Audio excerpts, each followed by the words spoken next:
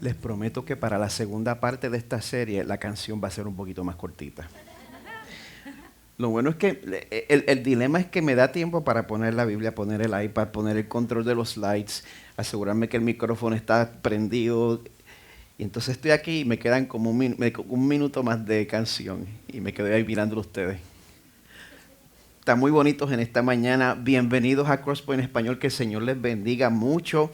A los que nos visitan por primera o segunda vez, reciban una bienvenida muy especial de parte de nosotros. A los que están con nosotros en esta mañana, les doy las gracias por traer la iglesia a este salón. Y a los que están viendo nuestra transmisión, muchas gracias por estar en sintonía. Esperamos verle en persona. Que no pase mucho tiempo antes que se nos dé ese privilegio. Como mencionó Héctor, en los Estados Unidos estamos observando el fin de semana del Día de la Recordación. Es un fin de semana largo para muchos. Quizá usted notó que Papa, de manera muy capciosa, preguntó qué estamos recordando. Bueno, el propósito del Día de la Recordación es recordar. ¿Recordar a quién? A nuestros soldados caídos durante su servicio militar. El Día del Veterano, pues honramos a los que están, a los veteranos en vida. Hoy recordamos a los caídos durante su servicio militar. No olvidemos que las libertades que hoy en día podemos disfrutar aquí han sido adquiridas a un precio alto. Damos gracias a Dios por eso. En adición, aunque todavía falta un mes para que comience oficialmente, este fin de semana se considera como el comienzo práctico de la temporada de verano. Junio, primero de junio, azaroso. Pues sucede que el día de hoy también marca la conclusión del libro que nosotros hemos estado cubriendo desde el principio de febrero. La primera carta del apóstol Pablo a su discípulo Timoteo. ¿Me puedes bajar el volumen un chispitito nada más? Pues cuando se llega al fin de una carta, yo doy gracias por este equipo, porque el mismo volumen que yo pido una semana es el volumen que yo pido que me bajen la próxima. La manía es completamente mía. Ajá, exacto. Pues mire, estamos en la conclusión de Primera de Timoteo, una carta que el apóstol Pablo escribe a su discípulo Timoteo. Cuando se llega al fin de una carta que uno está escribiendo a una persona que uno ama, a una persona que uno está instruyendo, a una persona que uno quiere dirigir, cuando uno llega a ese punto, eso se reserva para asegurarse que lo más importante de la carta se ha comunicado con claridad. Si hay algo que yo quiero que sepas con claridad, es esto. Pues eso es precisamente lo que Pablo hace aquí. Él no quiere cerrar su carta a Timoteo sin asegurarse primero que lo está dejando parado en terreno estable. Así que vamos a buscar en nuestras Biblias, en Primera de Timoteo, vamos a estar buscando el último capítulo, el capítulo 6, y vamos a estar cubriendo el último pasaje, los versos 17 al 21. Bueno, aunque hoy estamos cerrando la primera carta de Pablo a Timoteo, nuestra serie Legado va a continuar hasta el fin del mes de julio. Si Dios así lo permite, pues comenzando el domingo que viene vamos a cubrir las otras dos cartas pastorales de Pablo, Segunda de Timoteo y Tito. Pero a lo largo de esta carta de Primera de Timoteo, la intención de Pablo ha sido instruir a su discípulo, a Timoteo. Y Timoteo era pastor de la comunidad cristiana que se encontraba en Éfeso. Si usted se pregunta dónde queda Éfeso, Éfeso no existe hoy en día. Éfeso fue una colonia griega que se encontraba en lo que para entonces se consideraba la Grecia asiática. Hoy en día es parte de Turquía. Pues Pablo ya había escrito una carta general dirigida a toda la iglesia en Éfeso. ¿Qué carta era esa? Efesios. Pero bueno, como hemos visto a lo largo de esta serie, la carta de Primera de Timoteo es una combinación de instrucciones para la congregación y otras instrucciones personales para el pastor también. Pablo hace eso en la carta porque para él La iglesia es importante. Para Pablo la iglesia es una institución trascendente. Pablo lo explica en el capítulo 3 cuando le dice a Timoteo, te escribo para que sepas cómo debe conducirse uno. ¿Dónde? En la casa de Dios, casi nada. Que es la iglesia del Dios vivo, del Dios viviente. Como dice la Reina Valera, columna y baluarte de la verdad. Nueva Biblia de las Américas, columna y sostén de la verdad. Se da cuenta del significado trascendente de la iglesia. Pues por eso Pablo ve a la iglesia como una institución que merece cuidado, que merece mantenimiento.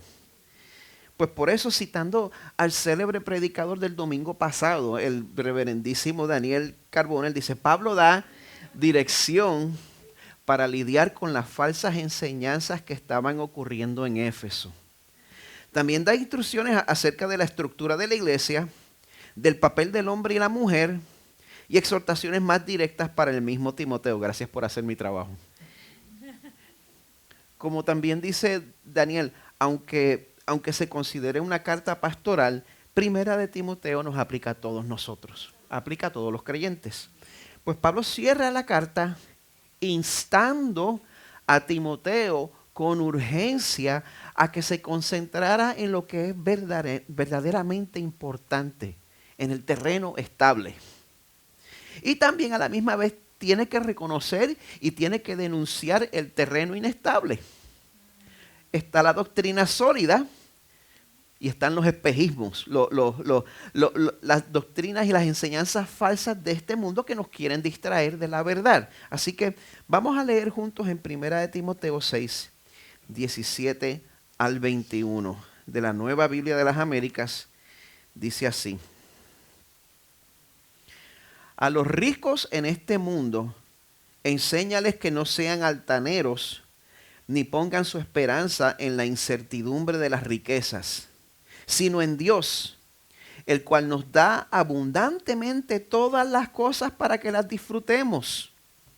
Enséñales que hagan bien, que sean ricos en buenas obras, generosos y prontos a compartir, acumulando para sí el tesoro de un buen fundamento para el futuro, para que puedan echar mano de lo que en verdad es vida. Timoteo, como dice también me imagino la Reina Valera, oh Timoteo, guarda lo que se te ha encomendado y evita las palabrerías vacías y profanas y las objeciones de lo que falsamente se llama ciencia.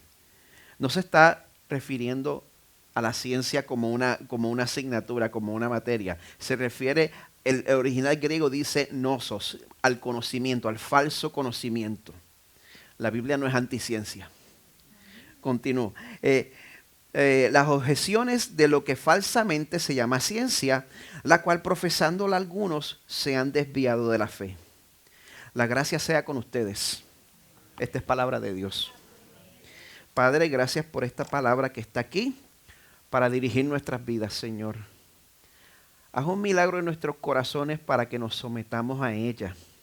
Ese es el milagro más grande, Señor. No ver señales espectaculares, sino que nuestras vidas se sometan a su palabra. Qué milagro tan grande sería ese, Señor, verlo en medio nuestro. Verlo en mí, Señor, en todas esas áreas de santificación que tú conoces, Señor. Dirige nuestras vidas a través de tu palabra. Te pedimos, Señor, que no solo entendamos esta palabra, sino que el fruto de la salvación que nos has regalado, que el fruto se pueda notar, que salga, que brote, que germine, Señor, a través de nuestra obediencia a esta palabra. Que tu Espíritu, Señor, nos dé el poder para que nosotros podamos mostrar al mundo que no hay nada, que no hay nadie que sea tan valioso para nosotros como tu perfecto Hijo Jesús, en cuyo nombre pedimos todas estas cosas. Amén. Una de las tragedias más tristes del fin del siglo XX fue la muerte del hijo del presidente John F. Kennedy. Me refiero a John F. Kennedy Jr. La página de Wikipedia que tiene su biografía dice lo siguiente sobre esta tragedia. Dice: a él le apasionaba la aviación y tenía licencia de piloto. Por eso eligió su avioneta personal como medio de transporte para ir junto con su esposa y su cuñada a la boda de una prima en Cape Cod, en el estado de Massachusetts, el 16 de julio de 1999. Pero el tiempo era tormentoso y la avioneta desapareció en el Océano Atlántico cuando solo faltaban 12 kilómetros para llegar al destino. El 19 de julio, el aparato y los cuerpos fueron localizados en el fondo del océano por buzos del ejército. La investigación oficial concluyó que Kennedy fue víctima de una desorientación espacial mientras descendía sobre el agua por la noche y en consecuencia perdió el control del avión. Kennedy no estaba calificado para volar con instrumentos, solo estaba certificado para volar bajo reglas de vuelo visual. Al momento del accidente, el clima y las condiciones de luz eran tales que todos los puntos de referencia básicos estaban oscuros, lo que dificultaba el vuelo visual. Hay expertos que teorizan que él estaba tan desorientado que en un punto el avión podría haber estado volando invertido antes de estrellarse por la desorientación que tenía. Ahora, mi intención no es tratar esta tragedia con liviandad, esa no es mi intención.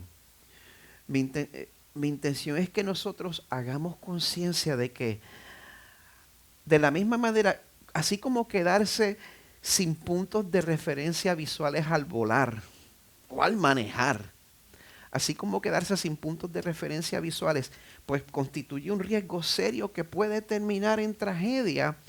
Nosotros como iglesia también corremos un gran peligro si no tenemos un norte, si no tenemos un punto de referencia confiable.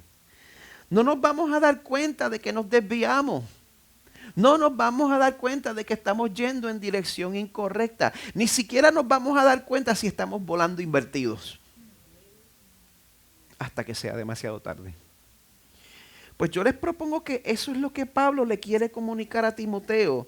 Es como si Pablo agarrara a Timoteo por los hombros y lo mirara a los ojos y le dijera con intensidad: Timoteo, nunca pierdas de vista el evangelio, porque perder de vista el evangelio es un error fatal.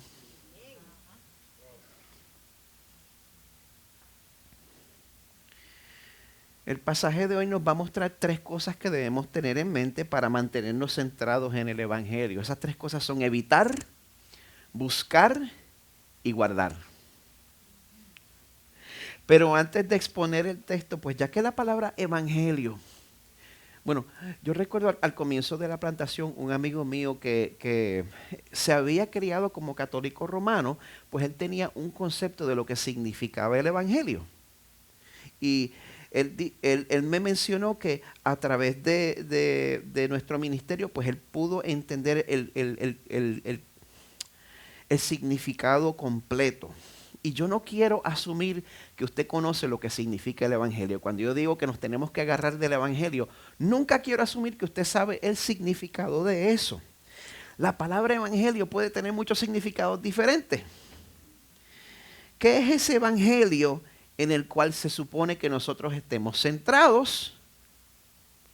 Gracias por preguntar. La palabra evangelio viene del original griego evangelion. Es idéntico en griego. Se compone de 2 palabras. Ev significa bueno. Angelion, de donde viene ángel, es mensaje. Un ángel es un mensajero. Evangelion, buen mensaje, buenas noticias. Eso es lo que significa evangelio. Y gente, el mensaje de la fe cristiana es la mejor noticia que usted jamás haya recibido. Porque, ¿sabe por qué? Porque Dios, el creador del universo, el que sostiene todas las cosas que están vivas, el que sostiene toda vida biológica, Él es bueno, Él es poderoso, Él es perfecto, Él es santo. Y si yo soy sincero conmigo mismo, yo me voy a dar cuenta de que ya sea por acción, por palabra o por pensamiento, yo me quedo corto de esa perfección. Y yo me voy a atrever a asumir que eso le aplica a usted también. A menos que tengamos una persona especial aquí con aerol encima y todo.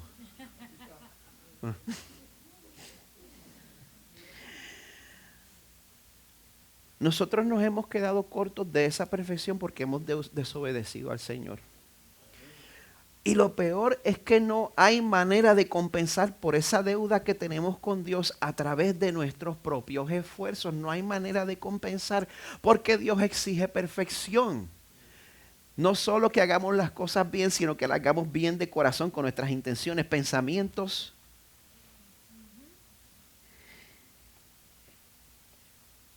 Pues como nosotros nos quedamos cortos, en vez de Dios abandonarnos al destino que merecemos, Dios se hizo hombre. Dios se hizo hombre y entonces Jesús sí pudo vivir una vida perfecta. Entonces se ofreció muriendo en la cruz como un sacrificio perfecto. ¿Y usted sabe qué hace ese sacrificio perfecto? Cubre todos los pecados de los que creen en ese sacrificio y lo reciben. Todos, los pasados y futuros. Y si usted cree en ese sacrificio y usted lo ha recibido, eso quiere decir que Dios lo ve a usted a través de la representación perfecta de Jesús. Si usted ha recibido y cree en ese sacrificio, pues por la muerte de Jesús, Él perdona todos sus pecados de manera que ya usted no tiene que pagar por ellos. Yo no tengo que pagar por mis pecados futuros. Desde un punto de vista eterno.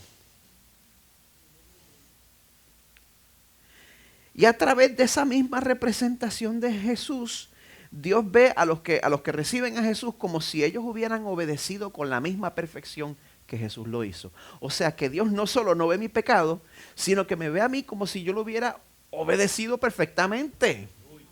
Carmen, yo obedezco a Dios perfectamente. No, ni responda. Pues por esa razón, Pablo veía ese mensaje como algo clave, porque Pablo, a pesar de su formación académica y teológica, Pablo tenía pecados serios en su expediente. Pablo tenía sangre cristiana en sus manos. Pues, a pesar de eso, por eso, gracias a este evangelio, Pablo proclama al principio de esta carta en 1 de Timoteo 1 que a pesar de los muchos pecados que él había cometido, la gracia de nuestro Señor fue más que abundante con la fe y el amor que se hallan en Cristo Jesús. Palabra fiel y digna de ser aceptada por todos. Cristo Jesús vino al mundo para salvar a los pecadores, entre los cuales yo soy el primero. Esta es la buena noticia. Ese es el evangelio. El evangelio en el cual Pablo le insta a Timoteo que se mantenga centrado. Tanto él como el resto de la iglesia en Éfeso. Pues para mantener este mensaje como lo principal, como lo central, lo primero que la iglesia va a tener que hacer es evitar poner sus esperanzas en falsos salvadores. En este caso,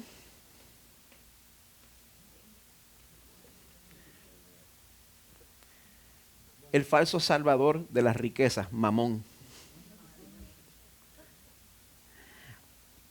Hace un par de semanas Diego predicó sobre el peligro del amor al dinero. Yo me pregunto si usted se ha dado cuenta que ese segmento entero sobre el amor al dinero, que eso no está dirigido a los ricos. Ese segmento no está dirigido a los ricos. Ese pasaje está dirigido a los que se quieren enriquecer a toda costa. Ese pasaje aplica a los pobres que son codiciosos. Pero ahora Pablo sí se está dirigiendo a un segmento de la iglesia cristiana en Éfeso que está compuesto por personas pudientes. Y esto para mí es fascinante. La iglesia históricamente era joven para ese tiempo, tendría unos 30 años. Y ya existía una variedad amplia de clases sociales dentro de la iglesia.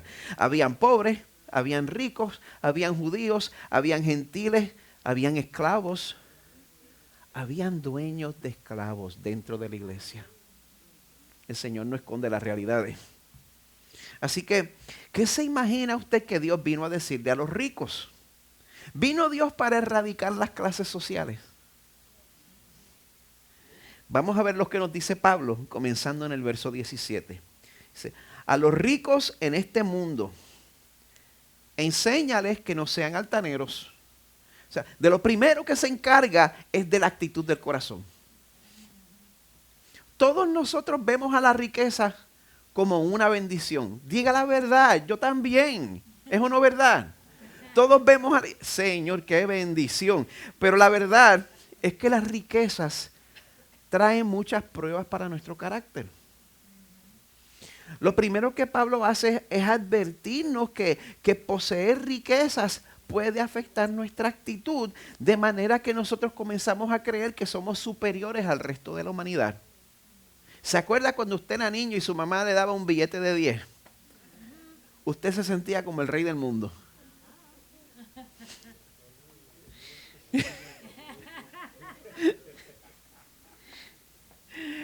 Yo soy viejo, para mí era de 5, ese era el de... viejo y pobre, pero bueno, ese es otro tema. Pues, ¿qué sucede? Las riquezas pueden afectar nuestra actitud de manera que comenzamos a creer que de verdad somos diferentes. Como que la carne de nosotros es diferente. Como que el resto de la gente... Como que... Pero yo no. Cuando nosotros hacemos menos dinero, ¿qué hacemos? Nos adaptamos, ¿verdad? Hay que adaptarse, no hay de otra. Aprendemos a vivir con las cosas esenciales. Pero cuando nuestros ingresos aumentan, pues al fin podemos incluir más lujos en nuestras vidas. Yo lo hago, usted lo hace. Pero esos lujos, con el tiempo y con la costumbre, los lujos los empezamos a ver como necesidades. Los lujos los empezamos a ver como cosas esenciales, cosas que se me deben a mí, cosas que yo me merezco. Y muy pronto se nos olvida cómo vivir sin esas comodidades, cómo vivir sin esos lujos, cómo vivir sin esos privilegios. Y creemos, por ejemplo, que bueno, ya que yo puedo pagar por el Fast Pass, o yo puedo pagar porque me cuelen en la fila al primer lugar, pues que eso de esperar el turno en fila, eso es para la gentuza. ¿Usted alguna vez ha comprado el Fast Pass y usted llega y le pasa por el lado a toda la gente en fila?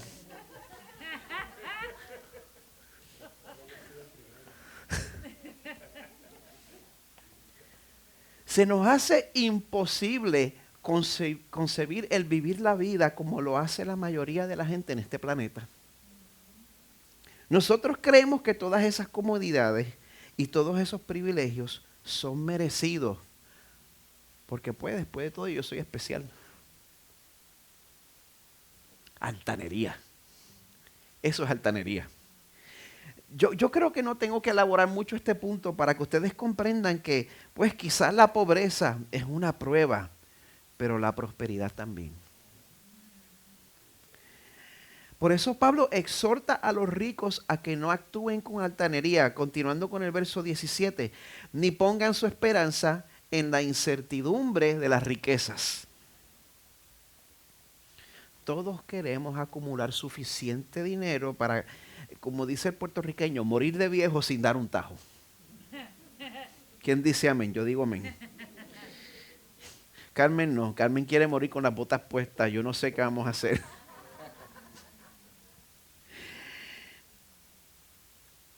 Nosotros queremos acumular riquezas para sentirnos seguros.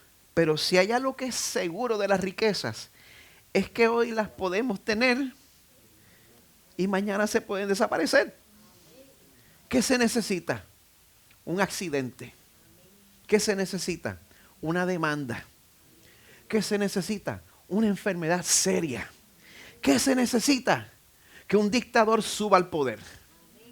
¿Qué se necesita? Un mal negocio. Podemos pasar instantáneamente de cómodos a destituidos, arrancados. Eso no solo sucede con el dinero, sucede con las posesiones. Nosotros nos apegamos a cosas que pierden su valor completamente.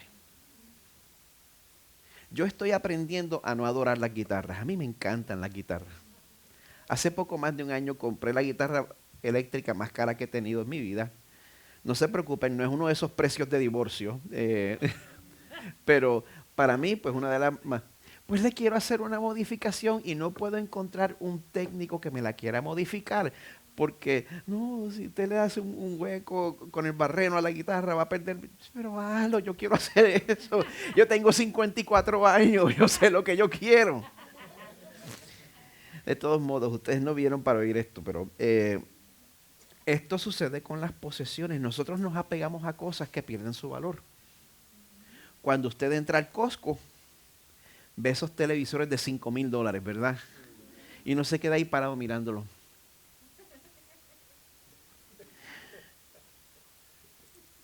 En 10 años, esos mismos televisores van a terminar al frente de la casa esperando por el camión de la basura. Menos, exacto. Bueno, fui conservador con las cifras, pero por esa razón, Pablo nos exhorta a que nosotros no pongamos nuestras esperanzas en nuestras riquezas, en nuestras posesiones. Dice, sino en Dios.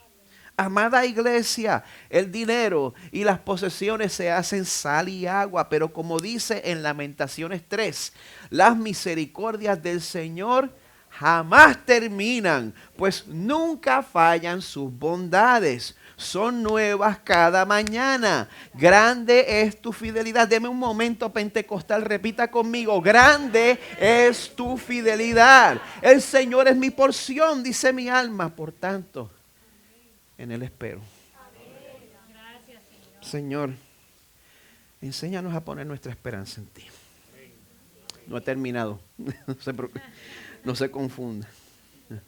Bueno, algo que es muy importante notar es que, aunque es verdad que no debemos poner nuestras esperanzas en las riquezas, el dinero, las posesiones, las riquezas, no son malas per se.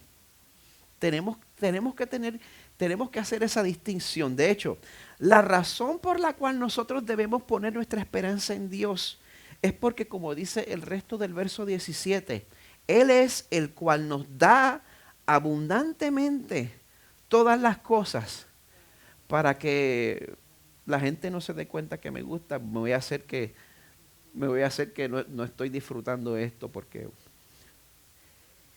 nos da todas las cosas para que las disfrutemos. Gracias, Señor. Incluyendo las riquezas y las posesiones. El Señor no erradica las clases sociales. Así que no permita que en su corazón se forme resentimiento contra otras clases. El Señor no lo ha erradicado. Los maestros falsos que Pablo estaba combatiendo, ellos estaban enseñando un tipo de ascetismo. El ascetismo es una práctica a través de la cual pues, se busca crecer espiritualmente privándose de placeres. Pero si el Señor te ha concedido algo bueno, Él no quiere que tú hagas un voto de pobreza.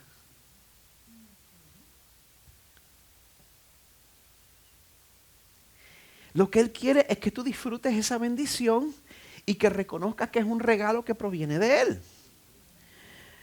Pero que esa bendición no se convierta en un Dios. Ese es nuestro problema, ¿verdad que sí? Que la bendición no se convierta en un Dios y que no pongas tu esperanza en ella. Las bendiciones se pueden disfrutar legítimamente, con tal de que nosotros no comencemos a darles el lugar que solo Dios merece. Y la mejor manera de nosotros evitar poner nuestras esperanzas en las riquezas es al buscar utilizar esas riquezas para la gloria de Dios. Tenemos que darnos cuenta de eso porque si entonces decimos que tener dinero es pecado y que hay que eliminar las clases sociales en la iglesia, estamos perdiendo de vista el evangelio. Estamos prohibiendo algo que Dios nunca prohibió. Estamos prohibiendo algo que se puede redimir. Como dice uno de los comentaristas que yo estaba utilizando, dice, cuando nos alejamos de la arrogancia hacia la humildad y de esperar en la riqueza a esperar solo en Dios, eso nos da libertad para ser generosos. Por eso Pablo exhorta a los más pudientes en Éfeso. Les dice en el verso 18, enséñales que hagan bien, que sean ricos en buenas obras, generosos y prontos a compartir. Pues, en este punto, la prosperidad pasa de ser una prueba a algo de provecho. Cuando nosotros vemos la prosperidad no como el fin que queremos alcanzar, sino como un medio para bendecir a los demás y específicamente para avanzar el reino de Dios. Ese fue un beneficio que esta misma iglesia, Crosspoint Español, experimentó en sus primeros 3 años de existencia. Nosotros recibimos una beca financiera de parte de la iglesia Spanish River en Boca Ratón. Una iglesia que se compone por muchas personas pudientes. Probablemente el presupuesto de esta iglesia es el presupuesto que ellos usan para las donas.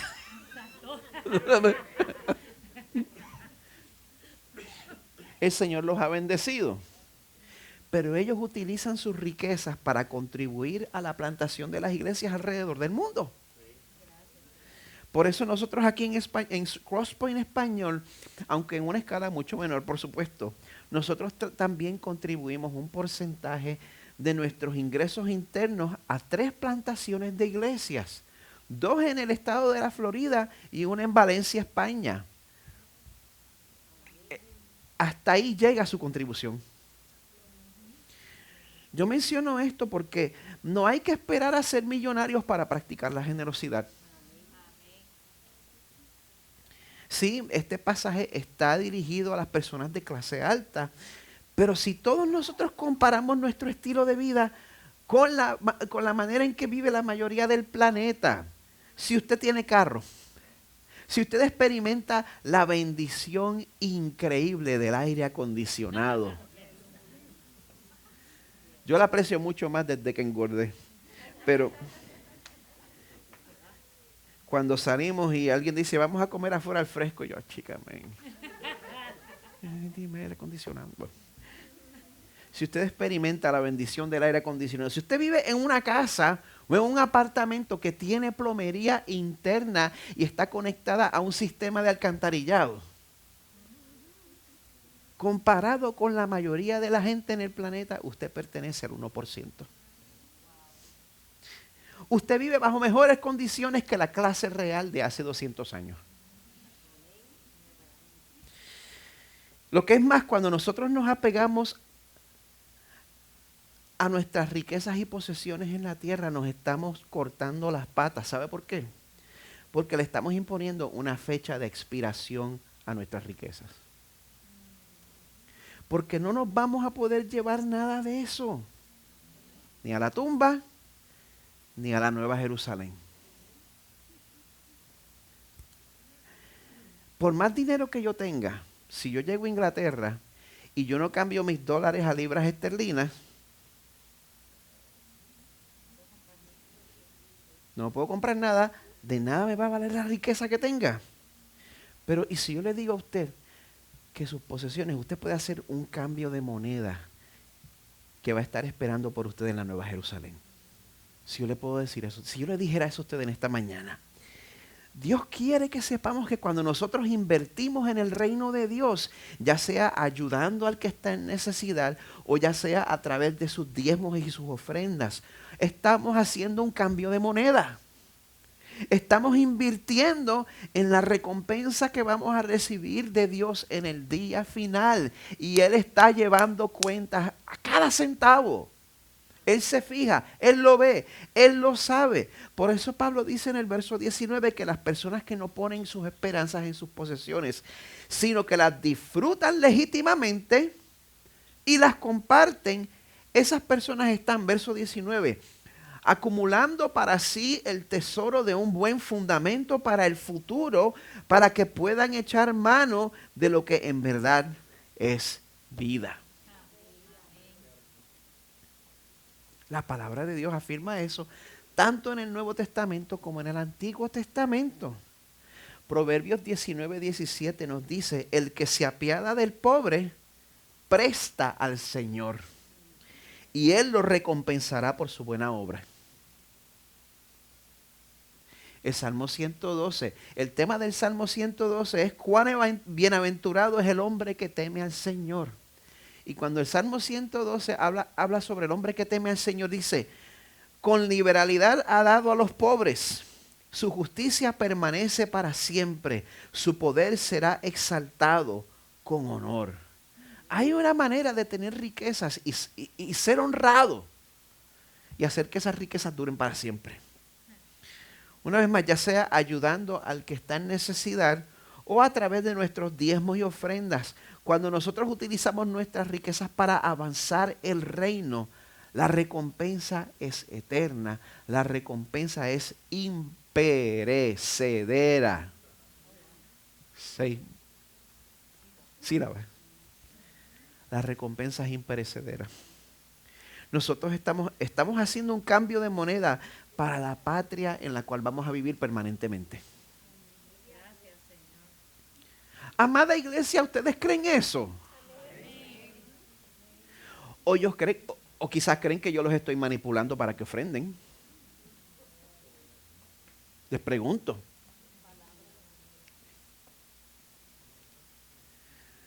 Se los pregunto porque la actitud que usted tiene en cuanto al dinero, siempre, siempre, siempre, el 100% de las veces, deja saber la condición de su corazón.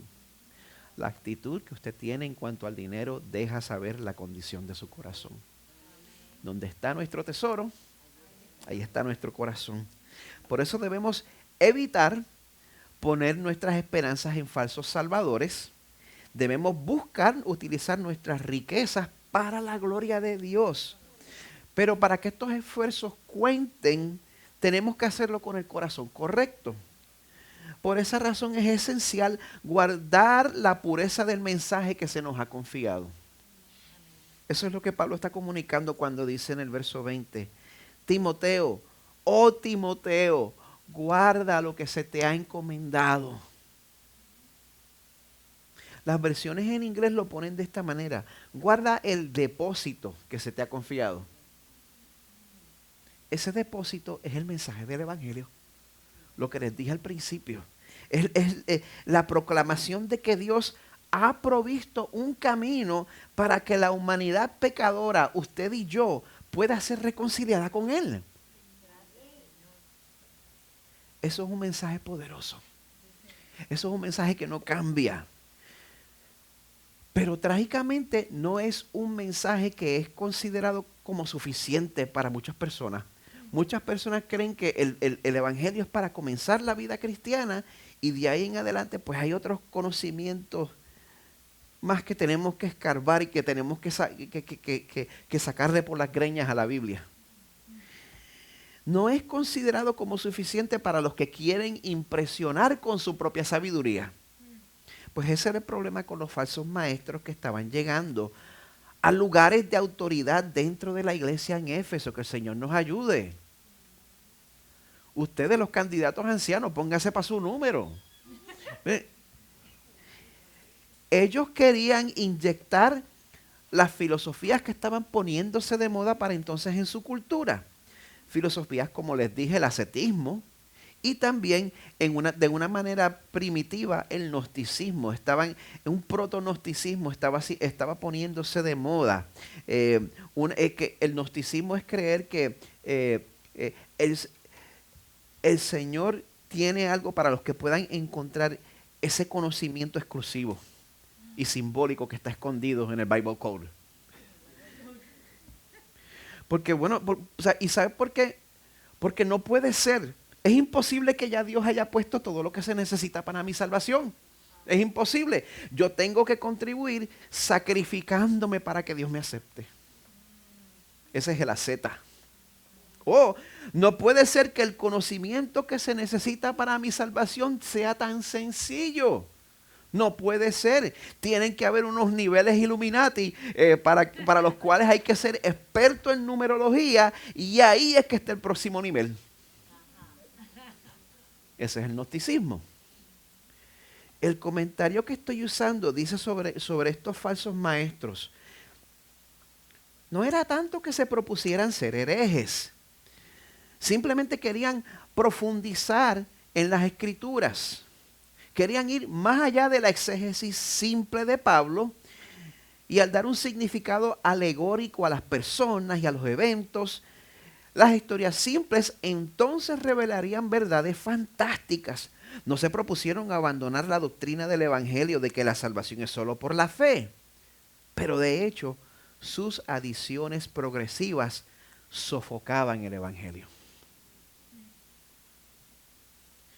Pues en contra de estas falsedades, la Biblia nos dice que ni siquiera perdamos el tiempo enfrascándonos en controversias. No le dé ni la hora. El resto del verso 20 nos aconseja diciendo: evita las palabrerías vacías y profanas y las objeciones de lo que falsamente se llama ciencia. Quiero hacer este punto otra vez. La Biblia no está en contra de la ciencia como materia. Amada iglesia, no tenemos que tener miedo de ningún conocimiento que sea verdadero. No tenemos que temerlo. Aquí se está usando la palabra ciencia para significar conocimiento. Así lo dicen otras versiones como la Nueva Traducción Viviente. Olvídate, no te metas en controversias con la gente y su llamado conocimiento. Pues en este caso, falso conocimiento. El original griego lo llama pseudonimo gnoseos. Pseudo conocimiento. No te metas con esta gente que lo que está tratando de infiltrar en la iglesia es pseudo conocimiento, que suena inteligente, pero no te metas a debatir con los que se dejan llevar por una pseudo sabiduría, porque nunca terminan bien. Me voy a caer. El verso 21 nos dice sobre esta falsa sabiduría que, profesándola algunos, ¿sabe qué les pasó? Se han desviado de la fe. Esto sucede cuando vemos el camino que Dios ha trazado, y entonces preferimos confiar en nuestros propios esfuerzos, en nuestra propia sabiduría.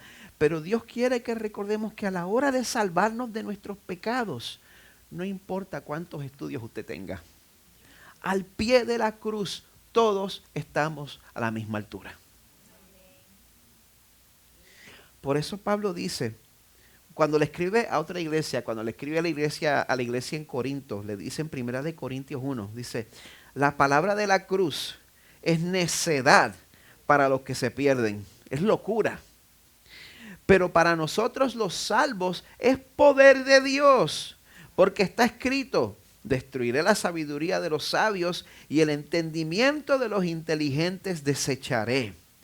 ¿Dónde está el sabio? ¿Dónde está el escriba? ¿Dónde está el que sabe discutir en este siglo? ¿No ha hecho Dios que la sabiduría de este mundo sea necedad? Pues ya que en la sabiduría de Dios el mundo no conoció a Dios por medio de su propia sabiduría, agradó a Dios mediante la necedad de la predicación. La Biblia me acaba de llamar necio a mí. Mediante la necedad de la predicación, salvar a los que creen. Porque en verdad los judíos piden señales y los griegos buscan sabiduría. Hoy en día algunos son persuadidos por el poder y otros por la inteligencia. Pero nosotros predicamos a Cristo crucificado, piedra de tropiezo para los judíos y necedad, locura para los gentiles. Sin embargo, para los llamados, tanto judíos como griegos, Cristo es poder de Dios y sabiduría de Dios, porque la necedad de Dios es más sabia que los hombres y la debilidad de Dios es más fuerte que los hombres. Pues consideren, hermanos, su llamamiento. El Señor seguramente me llamó porque pues yo tengo todas estas habilidades y yo sé tocar guitarra. Eso es lo que por eso fue que el Señor me llamó. Y el pelito, tengo 54, todavía no se me ha caído. Por eso el Señor me llamó. ¿Usted quiere saber a quién llamó el Señor? ¿Quiénes de ustedes quieren ser parte del pueblo de Dios? Pues están a punto de oír su descripción aquí. Consideren su llamamiento. No hubo muchos sabios conforme a la carne, ni muchos poderosos, ni muchos nobles, sino que Dios ha escogido lo necio del mundo para avergonzar a los sabios. Dios ha escogido lo débil del mundo para avergonzar a lo que es fuerte. También Dios ha escogido lo vil y despreciado del mundo, lo que no es, para anular lo que es, para que nadie se jacte delante de Dios. Pero por obra suya, porque Él lo hizo, no es porque usted es más inteligente, por obra suya están ustedes en Cristo Jesús, el cual se hizo para nosotros sabiduría de Dios y justificación, santificación y redención, para que tal como está escrito, el que se gloríe en el Señor. Amén. Nuestra jactancia tiene que ser en Jesús. Porque en último análisis, la recompensa la salvación no es una recompensa para el más fuerte. La salvación no es una recompensa para el más moral. La salvación es un acto de gracia dirigido a pecadores que no se lo merecen. Y es por eso que Pablo cierra su carta diciéndole a la iglesia en Éfeso: la gracia sea con ustedes. Quien en vida fuera el teólogo anglicano John Stott, él escribe lo siguiente en su comentario de Primera de Timoteo. Al final de la carta, como al principio, el apóstol desea para ellos, sobre todo, una experiencia de la gracia transformadora y sustentadora de Dios. Amada iglesia, ese es mi deseo para ustedes también. Que también experimenten eso. Que juntos podamos experimentar, recordar y celebrar la gracia salvadora de nuestro Señor Jesús. Porque las riquezas van y vienen. Pero solo Jesús es la roca eterna. En medio de toda incertidumbre, solo Jesús es el terreno estable. El equipo de adoración puede tomar sus lugares. Mientras tanto, les voy a pedir que preparemos nuestros corazones para participar en la cena del Señor.